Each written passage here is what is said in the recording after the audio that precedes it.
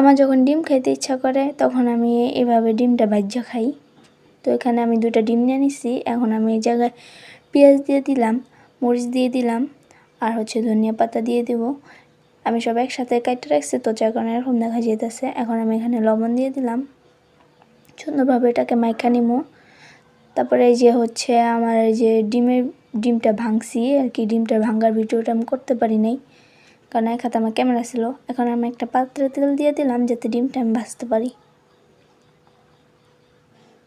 এই যে ডিমটা আমি ফেটে নিচ্ছি, এখন ডিমটা আমি তেলের ভিতরে দিয়ে দিব।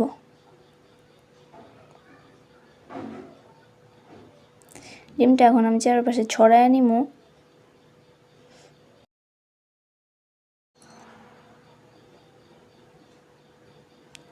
ডিমটা এখন উল্টায় নিতে হইব আমার।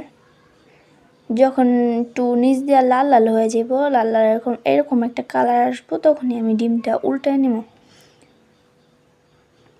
যে ডিমটা আমার ফুল্লা বালিশ হয়েছে, এখন আমি ডিমটা উঠায় ফেলবো। আমার ভাজা শেষ।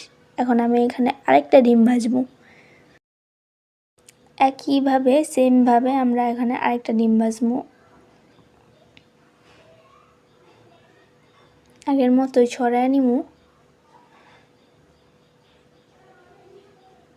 এখানে ছড়ায় নেবার পরে এখানে আমি উল্টায় নিব। আবার আগের মতোই উল্টায় সুন্দর মতো ডিমটা আমার ভাজতে হইব। যে আমার ডিম ভাজা শেষ। এখন আমি এখানে এটা বাটিতে উঠায় রাখবো আগেরটার মতোই। এ ডিমের আসল লুক।